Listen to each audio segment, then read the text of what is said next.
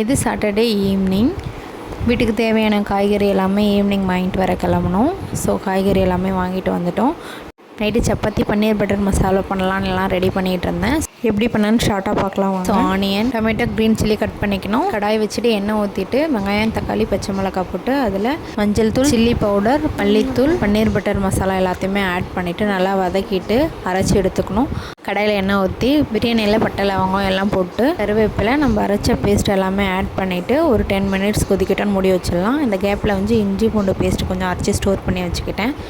So நல்லா cook ஆனோடனே பன்னீர் add பண்ணிக்கிட்டேன். பன்னீர் ஆட் பண்ணி ஒரு 5 மினிட்ஸ் போதும். நல்லா சாஃப்டாக நல்லாவே குக் ஆகிடும்.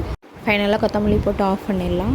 நெக்ஸ்ட்டு சப்பாத்தி போட்டு ரெடி பண்ணிவிட்டேன். சூடாக சப்பாத்தி, பன்னீர் பட்டர் மசாலா, ஆனியன், லெமன் வச்சு நைட்டு டின்னர் முடிச்சிட்டோம். மஸ்கிட்டோ நைட் அமேசானில் ஆர்டர் பண்ணியிருந்தோம். ஸோ அதுவும் கட்டிட்டோம். எங்களுக்கு சாட்டர்டே எப்படி தான் போச்சு, உங்களுக்கு எப்படி போச்சுன்னு கமெண்ட் பண்ணுங்கள். தேங்க்யூ.